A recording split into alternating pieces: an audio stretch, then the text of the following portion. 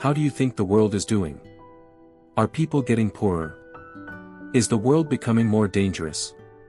Are there more children dying today than 50 years ago? Most people answer these questions incorrectly. Not because they are stupid, but because our brains are designed to focus on dramatic events. Wars, disasters, crises. The media shows us the worst moments of humanity. But the reality is often very different. In his book, Factfulness, doctor and statistician Hans Rosling reveals a surprising truth. The world is not perfect. But in many ways, it is better than we think. Chapter 1, The Biggest Problem, Our Worldview is Outdated. Imagine someone using a 30-year-old map to navigate a modern city. They would get lost. Hans Rosling argues that many people do something similar with their understanding of the world. We carry an old picture of humanity. A picture where there are only two groups. Rich countries. And poor countries. But the world has changed.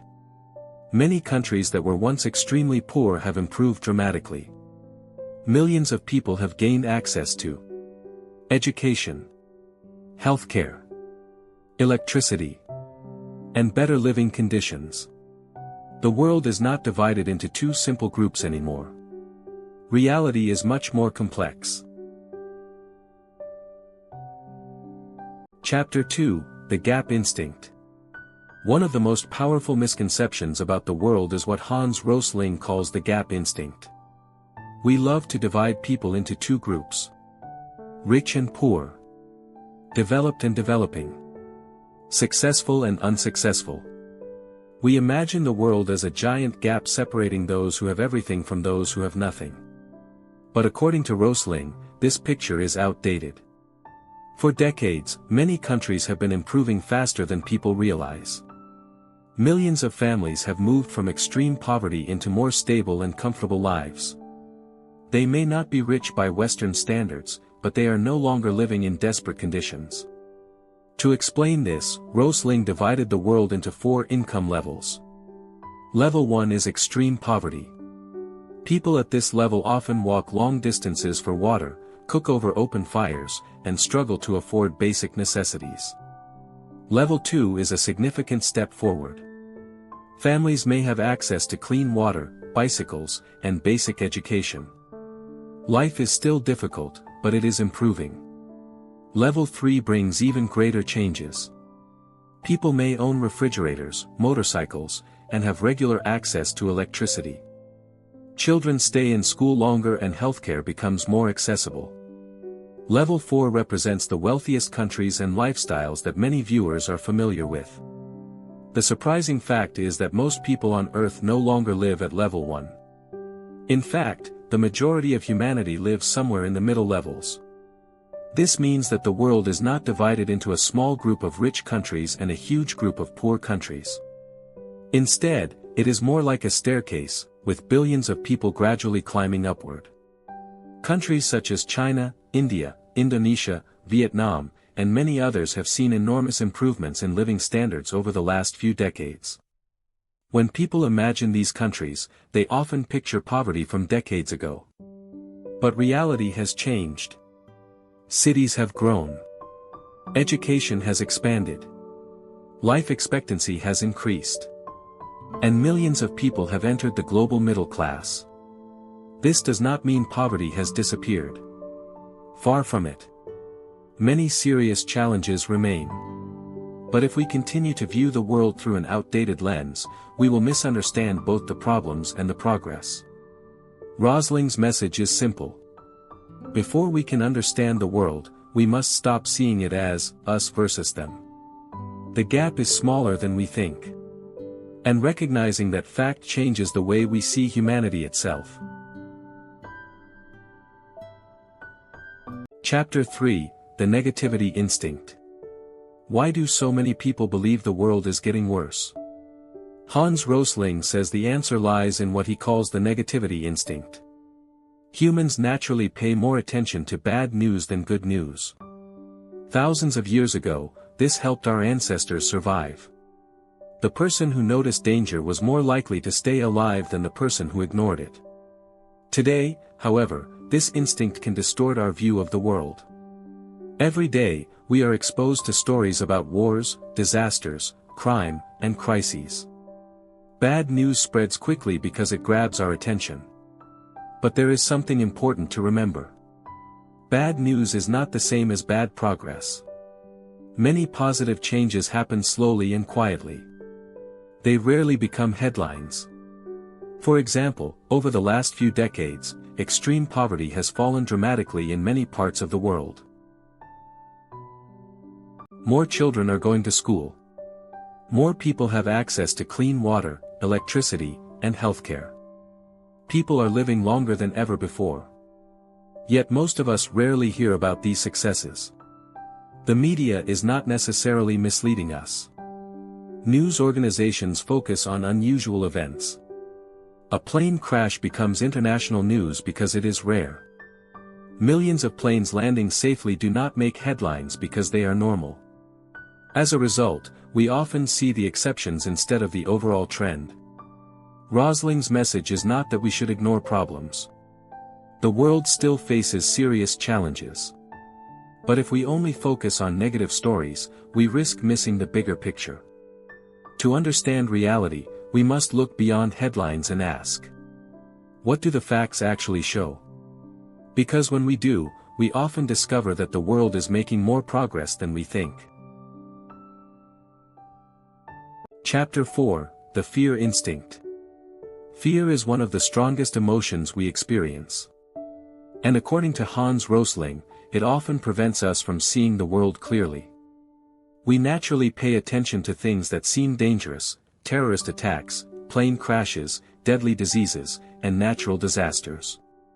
These events are dramatic, memorable, and easy to imagine. But because they are so vivid, we tend to overestimate how common they really are. For example, many people are more afraid of flying than driving, even though driving is statistically far more dangerous. Our brains react to stories, not statistics. The problem is that fear can lead us to focus on the wrong risks while ignoring bigger ones.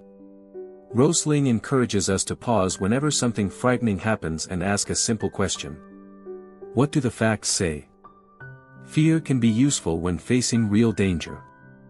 But to understand the world accurately, we must balance our emotions with evidence. Only then can we make better decisions and see reality more clearly. Chapter 5: The Size Instinct. Another instinct that often misleads us is what Hans Rosling calls the size instinct. Humans are surprisingly poor at understanding large numbers. When we hear that thousands, millions, or even billions of people are affected by something, it is difficult to grasp what those numbers really mean.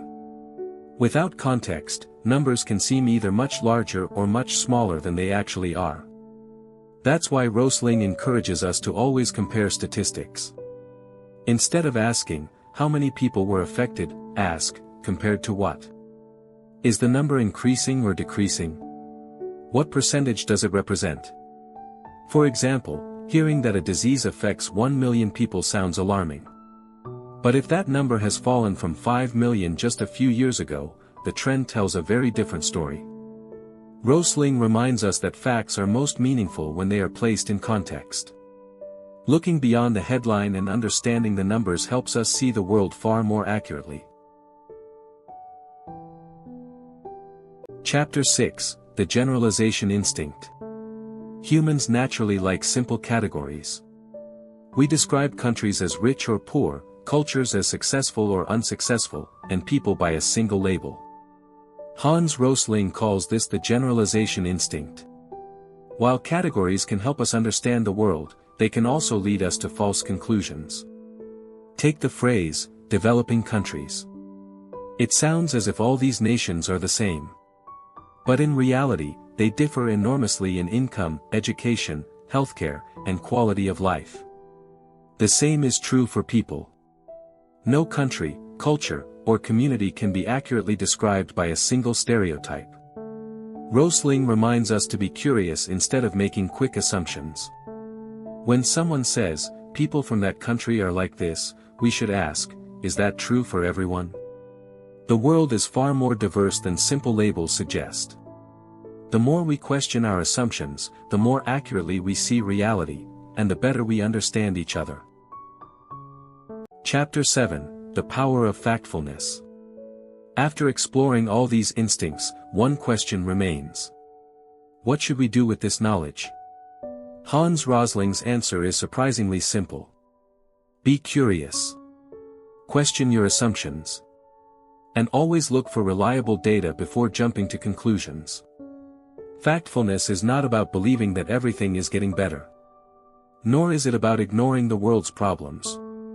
It is about seeing reality as it truly is, without unnecessary fear, outdated assumptions, or misleading stereotypes. When we replace opinions with facts, we make better decisions.